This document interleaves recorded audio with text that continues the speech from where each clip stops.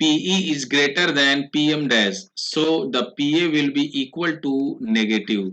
So PA is equal to negative means always thumb rule. If the acceleration is negative means speed will always be reduced.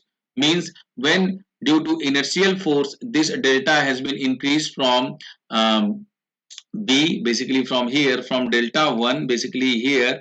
So when it is crossing the delta 1 and it is PE curve, it is crossing the PM dash.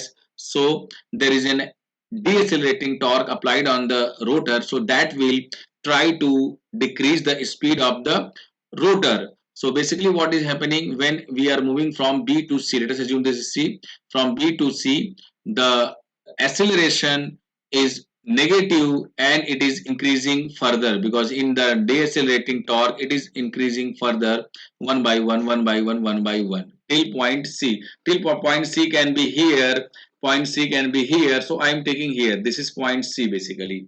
So A, B and C. From moving from B to C, the deceleration is in increasing mode. So what will happen from A to B and B to C? So from A to B the speed will increase and from B to C the speed will decrease basically.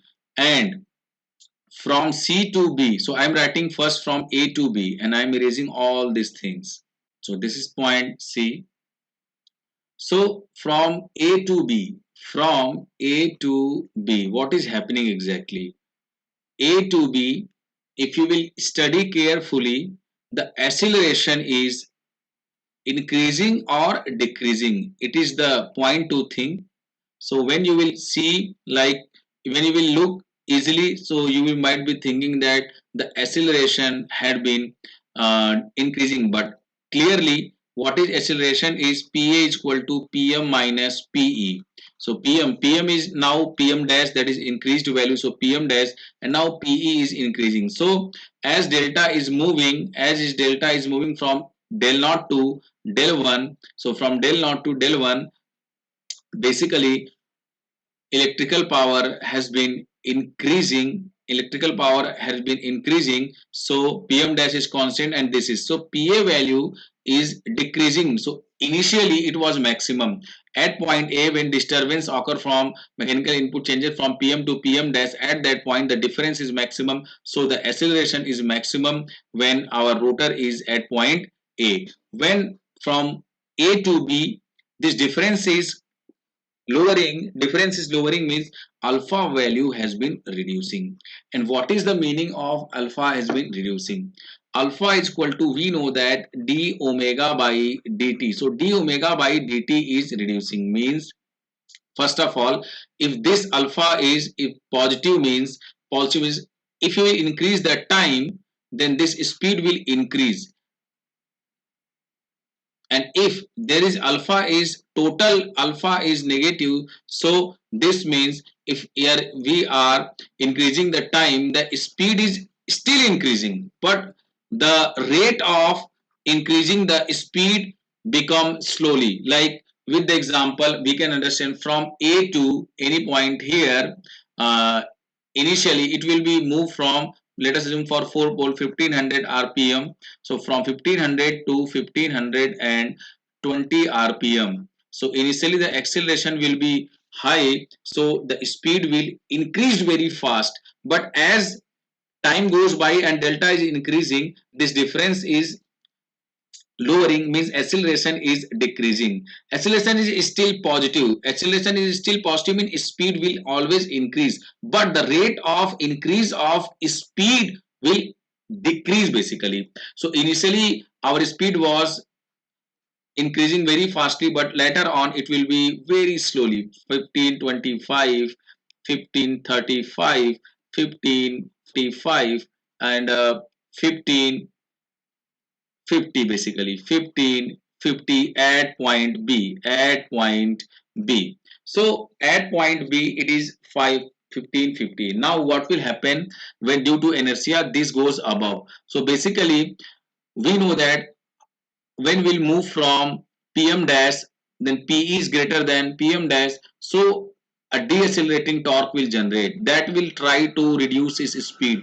So from 1552 it will reduce to initially slowly 1545, 1540, but as we know that delta is increasing, then the distance is increasing, means decelerating torque has been increasing, means the reduce in speed will be very higher. Like initially it will reduce like slowly, but later on it will be reduced like 15, 20, and then 15, 10, and at c it will be 1500. Later on I will discuss that at any point this delta will start decreasing. That will be the synchronous speed of the generator, and that is 1500 rpm. So when it will be point c, so the overall effect of inertia will reduce and only decelerating torque will present. So when decelerating torque will be present, so what happen, this delta will start reducing, because decelerating torque means once again the speed of the rotor will decrease. So when the speed of rotor will decrease, then the C value, from C value to B value, it will decrease slowly. So 1500 to 1490 basically. As we are going by, as we are going by near PM dash, so the difference is reducing. So initially it will be reducing very fast basically. So 1490, it will be 1480 basically. 1480, then 1470, then 1465, then 1460, then at 1450. So here is it as 1450 at point B. Now what will happen when it will move from B to A? When it at point B, the accelerating torque is 0, but from moving from C to B, you can see clearly that there will be an inertial force which will try to put below this PM dash line, and when it will be below the PM dash line, what will happen, this acceleration will be positive. So acceleration will be positive means speed will start increasing. From 1450 it will be 1460, then 1470, then 1480, and then once again 1500, and once again 50. So this will be happening throughout the process. And now I am going to elaborate you what is happening exactly from A to B, B to C, C to B, and B to A. From A to B, from A to B, acceleration is decreasing, but our speed is omega is increasing. From B to C, our decelerating torque is increasing. Our decelerating torque minus alpha I am writing here is increasing, and so that speed is decreasing clearly. From C to B, from C to B, minus alpha decelerating torque has been reducing. So once again speed will be negative, because alpha is negative means speed will decrease. But from B to A, this will be alpha.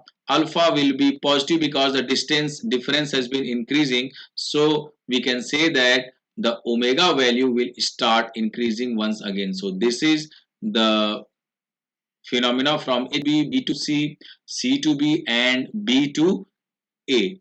And what will happen with the delta and the PE? What will happen with the time and delta? If you will see clearly, that you can see from here that if you will see t and this is delta, so initially without any kind of disturbance our generator was working at delta naught, but when we increase the PM value, so it will be concentrate on point B, means after disturbance it will be settling on point B at means delta 1. So what will happen when we increase the PM means mechanical input power input? So what is happening exactly? Our delta has been stabilized and point del 1. This delta has been called as swing curve. Swing curve. So on swing curve basically we can see that there is a transient motion of delta with respect to t. Transient motion of